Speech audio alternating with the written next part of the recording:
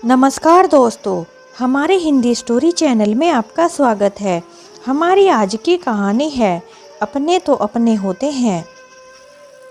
बरसों से रिश्ता तोड़ चुके मामा जी का मोनिका और मयंक के घर आना उनकी बेचैनी का कारण बन गया।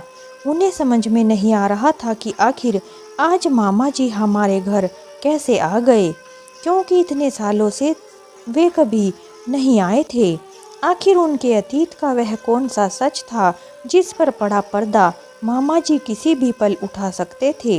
यह सोच सोच कर मोनिका और मयंक काफ़ी परेशान हो रहे थे। उनकी बेचैनी बढ़ती जा रही थी। मोनिका ने सुबह उठते ही मयंक को बताया कि रात जब वह सो चुके थे तो मामा जी का फ़ोन आया था कि वह कल घर आ रहे हैं, लेकिन क्यों आ रहे हैं यह उन्होंने नहीं बताया है। मयंक भी यह सुनकर हैरान हो गया, क्योंकि जिन मामा जी ने सालों पहले हमसे रिश्ता तोड़ लिया था वे अचानक यहाँ क्यों आ रहे हैं। क्या उन्हें हमसे कोई काम है या उनके दिमाग में फिर से टूटे हुए रिश्तों को जोड़ने की बात आ गई है। इसी उधेड़-बुन में पड़ा मयंक अतीत की यादों में खो गया। फिर मयंक को याद आया कि जब इंजीनियरिंग का कोर्स करने के लिए उसे कानपुर जाना पड़ा था तो मम्मी पापा ने हॉस्टल में रखने के बदले उसे मामा के यहाँ रखना ज़्यादा बेहतर समझा था। उस समय मामी जी की शादी को 2 साल ही बीते थे और उनका एक ही बच्चा था। मयंक ने इंजीनियरिंग पास कर ली थी। इंजीनियरिंग पास करने के बाद उसके माता पिता ने उसके लिए एक सुंदर सुशील लड़की देखकर उसकी भी शादी कर दी थी, जबकि अब तक मामा जी के 3 बच्चे हो चुके थे। जबकि मुकेश की शादी के 6 साल बाद तक भी कोई बच्चा नहीं हुआ और मामी अगले एक और बच्चे की तैयारी में थी। 6 सालों से औलाद न होने की वजह से मोनिका और मयंक बहुत परेशान थे। वह संतान का सुख अभी तक नहीं पा सके थे। मोनिका भी अपनी संतान का मुख देखने के लिए तरस रही थी। उसने जाने कितने टेस्ट भी करवा लिए थे, जाने कितनी जगह उसका इलाज भी चल चुका था, लेकिन कोई फायदा नहीं हुआ। उन्हें हर जगह से निराशा ही हाथ लगी। मयंक और मोनिका के माता पिता भी यही चाहते थे कि उनकी गोद में भी एक बच्चा खेले, चाहे भगवान उनके यहाँ लड़की ही क्यों ना दे दे। कम से कम उन्हें माता पिता कहने वाला कोई तो इस दुनिया में हो, क्योंकि औलाद के बिना जीने का कोई मकसद ही नहीं होता है। इसलिए सभी उनके लिए भगवान से प्रार्थना करते थे कि उन्हें औलाद का सुख प्राप्त हो और जल्दी ही मोनिका की गोद भर जाए।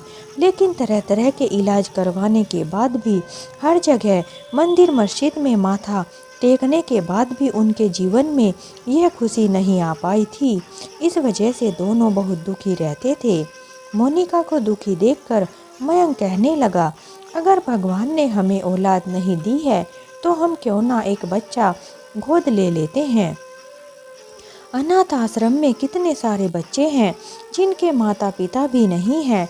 इसलिए हम किसी बच्चे को गोद लेकर उस बच्चे को माता पिता का सुख प्रदान करेंगे और उस बच्चे की वजह से हमें माता पिता होने का सौभाग्य भी मिल जाएगा।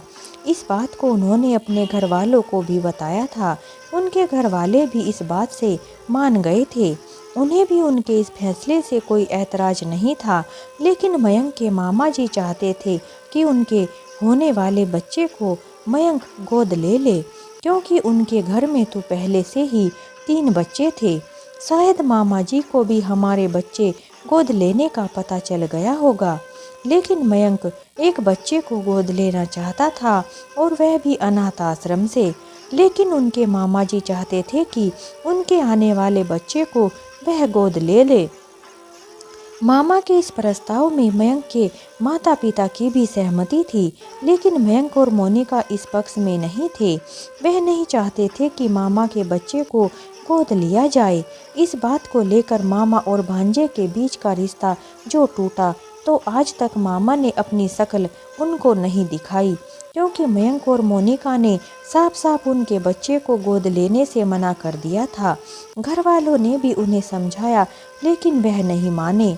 अपने भांजे की बात से नाराज होकर उसके मामा ने उनसे रिश्ता भी तोड़ दिया था। लेकिन मयंक अपने एहसान का बदला चुकाने के लिए या यह समझो कि रिश्ता बनाए रखने के बहाने से मामा के बच्चों को उपहार भेजता रहता था।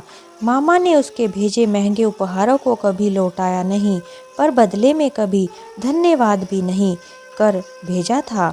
ना ही कुछ उपहार के बारे में बताते थे कि उन्हें पसंद आए या नहीं आए। मयंक अपने अतीत की यादों से निकलकर तैयार होकर अपने दफ्तर चला गया। शाम को लौटा तो देखा मोनिका बहुत परेशान थी।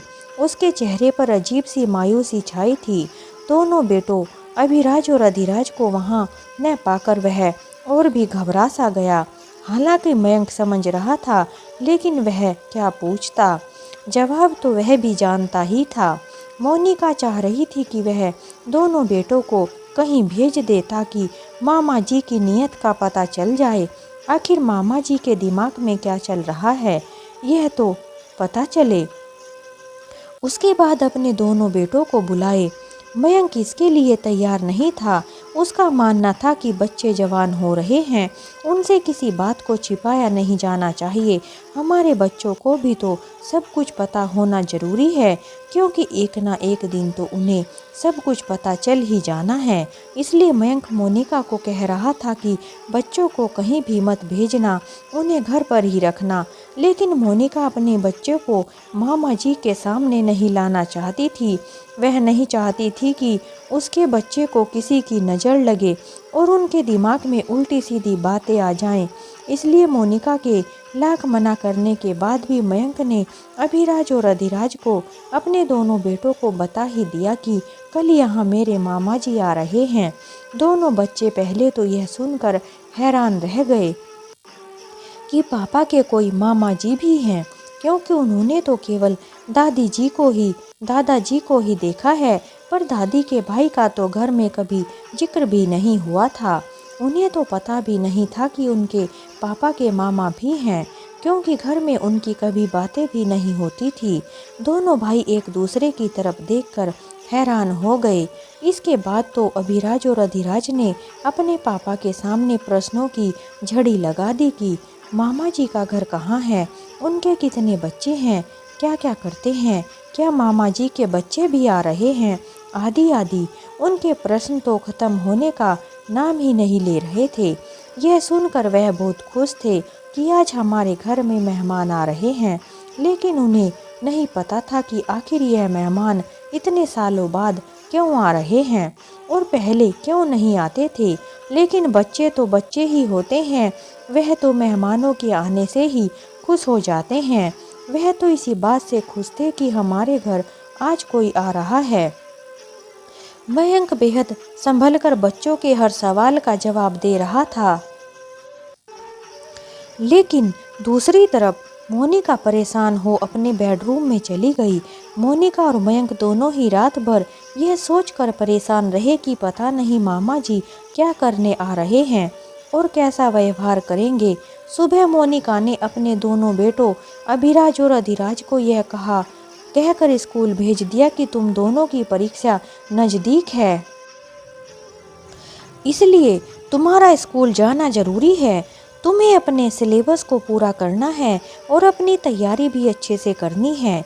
एक भी दिन घर रहना तुम्हारे लिए ठीक नहीं है।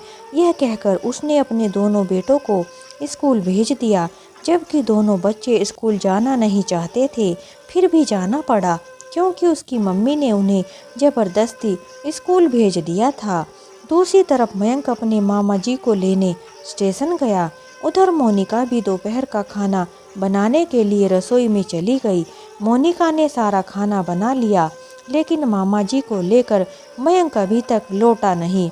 वह अभी यही सोच रही थी कि दरवाजे की घंटी घना घना उठी और इसी के साथ उसका दिल धक से कर गया। मोनिका ने जल्दी जल्दी से जाकर दरवाज़ा खोला। उसने देखा कि दरवाजे पर मयंक ही था और उसके पीछे पीछे मामा जी अकेले आ रहे थे। मोनिका ने जाकर उनके पाँव छुए। मामा जी ने हालचाल पूछा, फिर आराम से बैठ गए और सामान्य बातें करते रहे। उन्होंने चाय पी और बहुत अच्छे से खाना खाया। कोई लड़ाई वाली बात ही नहीं की थी, इसलिए कोई शक की बात नहीं लग रही थी। ऐसा लगा मानो उनके बीच कभी कोई लड़ाई थी ही नहीं और ना ही कोई नाराजगी थी। मोनिका जितना पहले डर रही थी उतना ही वह अब निश्चिंत हो रही थी कि चलो भगवान का शुक्र है मामा जी ने ऐसी कोई भी बात नहीं की जिससे प्रॉब्लम बढ़ जाए। खाना खाकर बिस्तर पर लेटते हुए मामा जी बोले, पता नहीं क्यों कुछ दिनों से तुम लोगों की बहुत याद आ रही थी। जब रहा नहीं गया तो बच्चों से मिलने चला आया। सोचा इसी बहाने यहाँ अपने प्रदीप के लिए लड़की देखनी है, लगे हाथ वह भी देख आऊँगा और तुम सबसे मिलना जुलना भी हो जाएगा।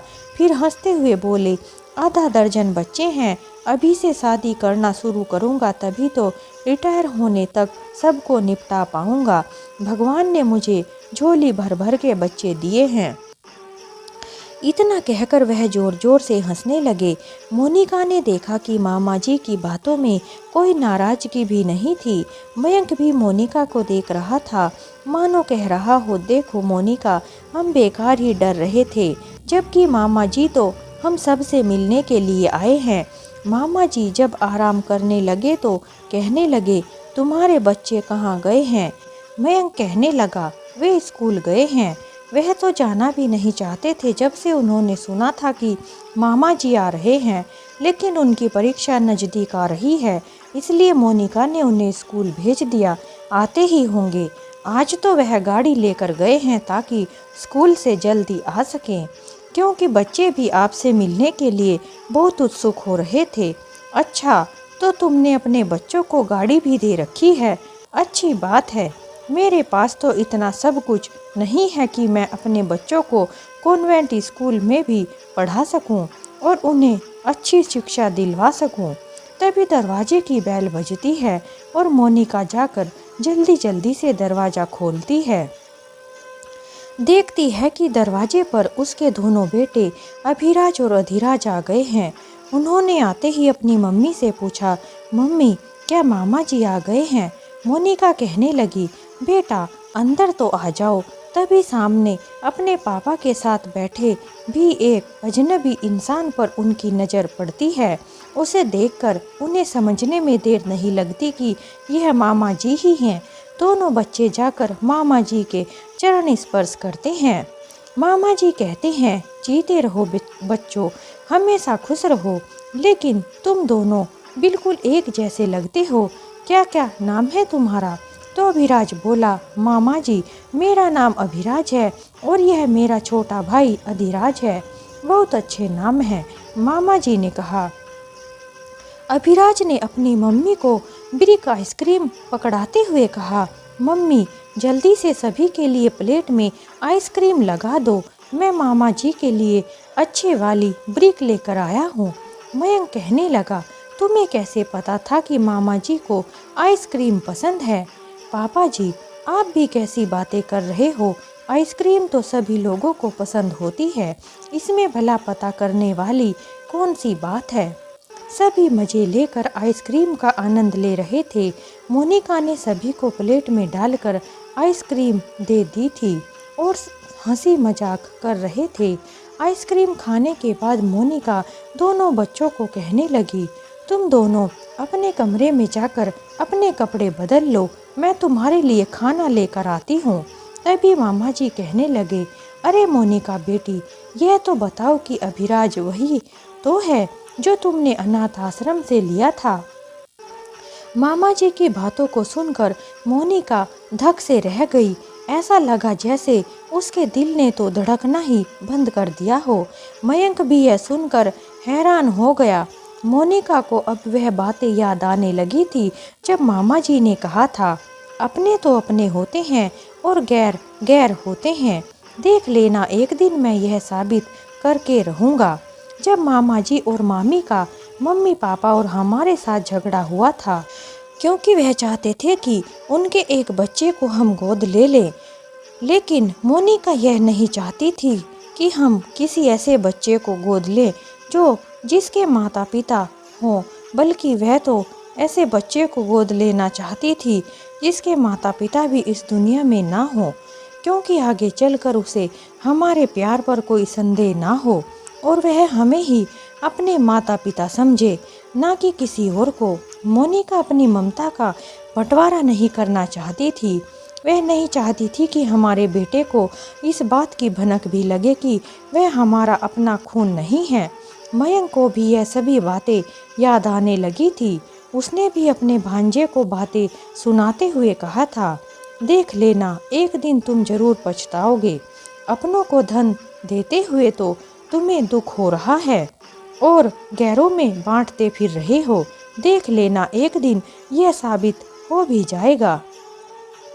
मयंक जानता था उसके मामा जी की उसकी प्रॉपर्टी और बैंक बैलेंस पर नज़र है। वह मोनिका और मयंक की प्रॉपर्टी हड़पना चाहता था, लेकिन मयंक ने साफ साफ मना कर दिया था कि वह अनाथ आश्रम से ही बच्चे को गोद लेगा, जिसकी वजह से उसके मामा जी ने उनके साथ बरसों पहले रिश्ता भी तोड़ दिया था और कहा था कि अब हमारा तुम्हारे साथ कोई रिश्ता नहीं है। और इतने दिनों बाद अचानक उनको हमारी याद आ गई। अब हमें सब कुछ सही सही समझ में आ रहा है। आखिर मामा जी किस मकसद से यहाँ आए हैं। मामा जी की बात को सुनकर अभिराज भी वहीं पर जाते जाते रुक गया था।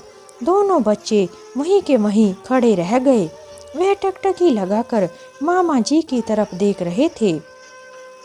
अधिराज कहने लगा, मम्मी, मामा जी यह किसकी बातें कर रहे हैं? किस बच्चे को अनाथ आश्रम से लाया गया है? इस घर में कौन अडॉप्टेड है? लेकिन मोनिका के पास उसकी बातों का कोई जवाब नहीं था। अभी राज चुपचाप खड़ा हुआ सब कुछ सुन रहा था और देख रहा था। उसके ऊपर तो जैसे पहाड़ ही टूट पड़ा था। मयंक भी कुछ समझ में नहीं आ रहा था कि वह अपने बच्चों की बातों को कैसे जवाब दे और क्या जवाब दे। मोनिका अपने आप को संभालते हुए फिर कुछ बोली, बेटा, मामा जी जिस बच्चे की बात कर रहे हैं वह तुम्हारे पापा के किसी रिश्तेदार का बेटा है, इसलिए तुम्हें यह सब जानने की कोई ज़रूरत नहीं है। तुम दोनों अपने कमरे में जाओ और अपनी पढ़ाई करो। बच्चों को ऐसी बातें सुननी भी नहीं चाहिए। लेकिन मामा जी तो बेहिचक बिना इस बात की परवाह किए कि बच्चों के कोमल मन पर क्या प्रभाव पड़ेगा, वह तो अनाप शनाप बोले ही जा रहे थे। फिर से कहने लगे, अरे मोनिका बेटी, मुझे लगता है शायद तुमने अभी तक अभिराज को नहीं बताया कि तुमने उसे अनाथ आश्रम से गोद लिया है। लेकिन उसे एक ना एक दिन तो पता चल ही जाना था, तो फिर आज क्यों नहीं? और इसमें ना बताने वाली बात कौन सी थी? तुम्हें तो उसे बहुत पहले बता देना चाहिए था। मामा जी बोलते जा रहे थे और मयंक और मोनिका हैरानी से मामा जी की तरफ देख रहे थे कि वह कैसी कैसी बात कर रहे हैं। उन्होंने तो बच्चों की भी परवाह नहीं की, लेकिन अभिराज सब कुछ समझ गया था और वह चुपचाप अपने कमरे में चला गया। उसका छोटा भाई अधिराज भी उसके पीछे पीछे कमरे में चला गया। मामा जी मस्त होकर टीवी देखने लगे। ऐसा लग रहा था जैसे उनकी मन की मुराद पूरी हो गई है और वह जिस मकसद से यहाँ पर आए थे वह पूरा हो गया है। उन्हें हमारे हंसते खेलते परिवार को उजाड़ना था। उन्हें हमारे हंसती खेलती गृहस्थी में आग लगानी थी। इसलिए उन्होंने अपना काम पूरा कर लिया है, जो वह बरसों पहले बोल कर गए थे कि अपने तो अपने होते हैं और गैर गैर होते हैं। एक दिन मैं यह साबित करके रहूँगा, तुम दोनों देख लेना। इसी मकसद को पूरा करने के लिए वह इतने दिनों के बाद हमसे मिलने आए हैं, वरना इससे पहले तो उन्हें हमारी कभी याद नहीं आई। मोनिका और मयंक अपने कमरे में लेटे हुए करवट बदल रहे थे। उन्हें समझ में नहीं आ रहा था कि अब क्या होगा। उनके घर में एक बहुत बड़ा तूफान आ चुका था। दोनों करवट बदल रहे थे, लेकिन नींद उनकी आंखों से गायब हो चुकी थी। आज उनके घर में किसी ने भी खाना भी नहीं खाया था। मोनिका नींद न आने की वजह से उठकर बैठ गई और अपने बेटे अभिराज के कमरे में जाकर देखने लगी, क्योंकि उसे पता था कि अभिराज अभी तक सोया नहीं होगा। जब उसने कमरे में झांक कर देखा तो उसका शक सही निकला। अभिराज अपने बिस्तर पर बैठा हुआ रो रहा था और अधिराज उसे कह रहा था, अरे भाई, तू भी किसी की भी बातों में आ जाता है। मामा जी ने कहा कि तुझे गोद लिया गया है, वह भी अनाथ आश्रम से, सो तूने उनका विश्वास कर लिया। कोई भी आकर कुछ भी कहेगा, क्या तू विश्वास कर लेगा? तू यह बता, तेरे लिए तेरे सगे तेरे मम्मी पापा हैं या मामा जी, जो बाहर से इतने सालों बाद आए हैं हमसे मिलने के लिए। पहले तो उन्होंने हमारी कोई खोज खबर नहीं ली, अचानक उनको हमारी याद कैसे आ गई? हमें तो अपने मम्मी पापा की बातों पर ही विश्वास करना चाहिए। हमारे मम्मी पापा हमसे कितना प्यार करते हैं।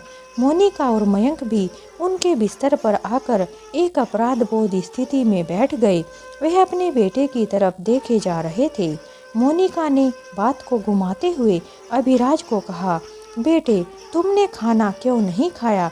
लेकिन अभिराज ने कोई भी जवाब नहीं दिया और चुपचाप अपनी मम्मी की आंखों में देखता रहा, क्योंकि वह अगर कुछ भी बोलता तो उसकी आंखों से आंसू बहने लगते, इसलिए वह चुपचाप बैठा रहा।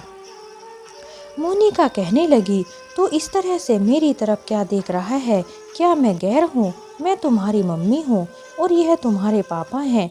क्या हमने तुम्हारे साथ कभी भी कोई भेदभाव किया है? क्या हमने तुम्हें कभी भी अधिराज से कम समझा है या लाड़ प्यार में कोई कमी की है? मोनिका मयंक की तरफ देखकर कहने लगी, तुम्हारे मामा जी को किसी के घर की खुशी बर्दाश्त क्यों नहीं होती है? आखिर क्या चाहते हैं मामा जी? अब तो उनके कलेजे में ठंडक पड़ गई होगी मेरे बच्चे का दिल दुखाकर। आखिर यह सब करके उन्हें क्या मिल जाएगा? क्या मामा ऐसे ही होते हैं? मोनिका का मन कर रहा था कि वह जाकर मामा को इतनी खरी खोटी सुनाए कि वह जिंदगी भर याद रखें और कभी पलटकर हमारे घर की तरफ देख भी न सकें। आज मुझे समझ में आ रहा है कि वह कितने लालची हैं। हमने उनके बेटे को गोद नहीं लिया तो वह हमारे बच्चे को भड़काने के लिए चले आए। धिक्कार है ऐसे रिश्तेदारों पर जो अपने ही भांजे की खुशियों में आग लगा रहे हैं। लेकिन मुझे अपनी परवरिश पर पूरा विश्वास है। अभिराज इस बात को जरूर समझेगा कि अगर हमने उसे कुछ भी नहीं बताया तो यह उसके भले के लिए ही है, क्योंकि हमने अपने दोनों बच्चों में कभी फर्क किया ही नहीं है। दुनिया वाले क्या कहते हैं, हमें इससे कोई फर्क नहीं पड़ता। मेरे दोनों बच्चों को समान ममता और प्यार पाने का पूरा अधिकार है। मैंने अपने दोनों बेटों को एक समान लाड़ प्यार दिया है। अभिराज भी अच्छी तरह से जानता है मुझे अपनी परवरिश पर पूरा भरोसा है। लेकिन बेटा, क्या तू गैरों की बातों को सुनकर हमारी ममता पर शक करेगा? मामा जी को तो हमारी खुशी बर्दाश्त नहीं हो रही है। अपने आप तो वह अपने बच्चों को कोई खुशी नहीं दे पाए तो हमारे घर में आग लगाने के लिए चले आए हैं। पहले तो उन्होंने कभी पलटकर भी नहीं देखा, आज उन्हें अचानक हमारी इतनी फिक्र हो गई। बेटे, अगर हम तेरे माता पिता ना होते तो क्या हम तुम्हें इतने प्यार से रखते?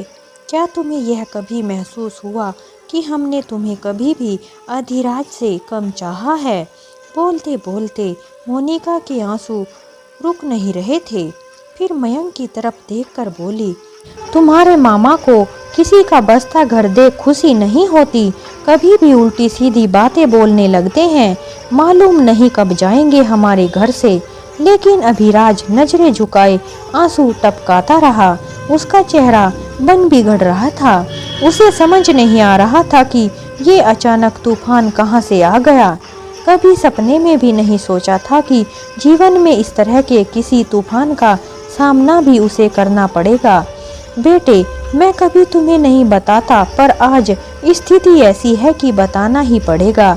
मयंक ने कहा, अगर हम तुम्हें पराया जानते तो मैं अपनी वसीयत में सारी प्रॉपर्टी, बैंक बैलेंस, सब कुछ तुम तीनों के नाम न करता। और मैंने भी अपनी वसीयत में अपने हिस्से की सारी प्रॉपर्टी तुम दोनों के नाम ही कर दी है, ताकि कभी भी झगड़ा ना हो सके। हमारे किसी बेटे का अगर कभी दिल बदल भी जाए तो कानूनी फैसला न बदले। मोनिका बोली, तुम मामा जी की बातों पर ध्यान मत दो बेटे, वह तो कुछ भी बोलते हैं। अभिराज खामोशी से दोनों की बातें सुन रहा था। उसे लगा कि अगर वह कुछ भी बोला तो सिर्फ उसके आंसू ही बहते रहेंगे और कुछ बोल भी नहीं पाएगा, इसलिए वह चुपचाप बैठा रहा। सुबह को मोनिका ने झकझोरा तो उसकी नींद खुली। अधिराज बेटा, अभिराज कहाँ है? मोनिका की आवाज में घबराहट थी। कहाँ है मतलब? वह तो यहीं सो रहा था। अधिराज बोला। बाथरूम में होगा ना? अधिराज ने अंधमुंधी आंखों से कहा। कहीं नहीं है वह, पूरा घर छान लिया है मैंने। मोनिका लगभग चीख रही थी। तू सोता रहा और तेरी बगल से उठकर वह चला गया। बदतमीज, तुझे पता ही नहीं चला। तुझे पता था उसे कितनी बड़ी बात पता चल गई है, फिर भी तू इतनी लापरवाही से सो गया। तुझे अपने भाई का ध्यान रखना चाहिए था। मम्मी, मुझे क्या पता। मम्मी, आप बेकार परेशान हो रही हैं। यही होगा, मैं देखता हूँ। अधिराज झटके से बिस्तर से उठ गया, पर मन ही मन वह भी डर रहा था कि कहीं मम्मी की बात सच न हो, कहीं घूमने निकल गया होगा। आज रविवार जो है आ जाएगा। मयंक ने मोनिका को यह कहकर बदलने की कोशिश की, पर वह जानता था कि वह खुद से भी झूठ बोल रहा है और खुद को झूठी तसल्ली दे रहा है। मोनिका का देर से मन में रुका गुब्बार सहसा फूट पड़ा। वह फपक कर रो पड़ी। उसका मन किया कि मामा जी को कहे कि हो गई तसल्ली, पड़ गई दिल में ठंडक। हमारी बसी बसाई घर गृहस्थी को उजाड़ कर आखिर आपने साबित कर दिया। अब जाओ, यहाँ से दफा हो जाओ। पर मामा जी के सामने जाकर कुछ कह नहीं पाई। दोपहर हो चुकी है, एक फोन तक नहीं किया उसने, जबकि पहले कभी यूं बिना बताए कभी कहीं नहीं जाता था। मयंक भी बड़बड़ाए, उनकी आंखों से भी अनजानी आशंका से आंसू बह रहे थे। तभी अचानक से अभिराज आ गया और बोला, मम्मी, आपने और पापा ने मेरी परवरिश में कभी भी कोई फर्क नहीं रखा, तो मैं क्यों मानूं मामा जी की बात? मुझे पता है आप ही मेरी माँ हैं। अभिराज ने मोनिका को अपनी बाहों में समेट लिया और मामा जी से कहा, मामा जी, आपने क्या सोचा था कि मुझे जब पता चलेगा कि मैं अनाथ आश्रम से लाया गया हूँ तो मैं अपनी असली माँ को ढूंढने निकल पड़ूंगा? मामा जी, क्यों ढूंढूं मैं उस औरत को जिसको मेरी जरूरत कभी थी ही नहीं? उसने मुझे पैदा करके मुझ पर एहसान नहीं किया, बल्कि मम्मी पापा ने मुझे पाला पोसा, मुझे नाम दिया, मुझे भाई दिया, मुझे एक घर दिया, समाज में मुझे एक जगह दी। इनका एहसान मान सकता हूँ मैं। इन्होंने मुझे अनाथ आश्रम से गोद लेकर मेरी जिंदगी को बदल दिया है, वरना आज मैं सड़ रहा होता किसी अनाथ आश्रम के मैले कुचैले कमरों में। अधिराज ने खुशी से अभिराज का हाथ दबा दिया। मयंक ने अभिराज के सिर पर हाथ फिराया। खुश रहो मेरे बच्चे, तुमने बहुत ही समझदारी से काम लिया है। हम तो डर ही गए थे कि तुम्हें अब कैसे समझाएंगे। यह सुनकर अधिराज की आंखों में आंसू छलक आए। सबने तीखी नजरों से मामा जी को देखा। मोनिका तो नहीं बोली, पर मयंक से रहा नहीं गया। वह बोल ही पड़ा, क्यों मामा जी, आप तो गैर को गैर साबित करने आए थे ना, और आप तो मेरे अपने थे, तो आपने गैरों सी दुश्मनी क्यों निभाई मेरे साथ? अगर अपने आपके जैसे होते हैं तो हमें ऐसे अपनों की कोई ज़रूरत नहीं है। हमने तो इतने सालों के बाद भी आपको इतना मान सम्मान दिया, लेकिन आपने तो हमारी घर गृहस्थी को उजाड़ने में किसी तरह की कोई कमी भी नहीं छोड़ी है। वह तो शुक्र है भगवान का जो उसने हमारे बच्चों को इतनी समझ दी है कि वह सही और गलत में फ़र्क समझते हैं, वरना आपने तो कोई कमी भी नहीं छोड़ी थी मेरी हंसती खेलती जिंदगी में आग लगाने में। मुझे तो लगा था आप बदल गए होंगे, लेकिन आप तो इतनी बरसों पुरानी दुश्मनी को अभी तक निभा रहे हैं। अभिराज अपनी माँ मोनिका के गले से लिपट गया। मोनिका के आंसू तो रुकने का नाम ही नहीं ले रहे थे, लेकिन अब जो उसकी आंखों से आंसू बह रहे थे वह खुशी के आंसू थे। मोनिका जानती थी अब उसे मामा जैसे किसी भी इंसान से डरने की कोई ज़रूरत नहीं है। अब सच में उसके दोनों बेटे उसके अपने ही हैं और अब तो मोनिका और मयंक के दिल से यह डर भी निकल चुका था कि अगर कहीं हमारे बेटों को बरसों पुरानी बात पता चल गई कि हमने उसे अनाथ आश्रम से गोद लिया है तो क्या होगा, क्योंकि यह सभी बातें स्पष्ट हो चुकी थी। अब अभिराज को सब कुछ पता था अपनी सच्चाई के बारे में कि वह एक अडॉप्टेड है, लेकिन वह मोनिका और मयंक को ही अपने असली माता पिता मानता था और उनसे बहुत प्यार करता था। तो दोस्तों, इस तरह हमारी यह कहानी समाप्त होती है। अगर आपको हमारी कहानी थोड़ी भी अच्छी लगी हो तो हमारे चैनल को लाइक करें, शेयर करें, सब्सक्राइब करें। हमारी कहानी सुनने के लिए आप सभी का बहुत बहुत धन्यवाद। एक नई कहानी के साथ हम आपसे फिर मिलते हैं।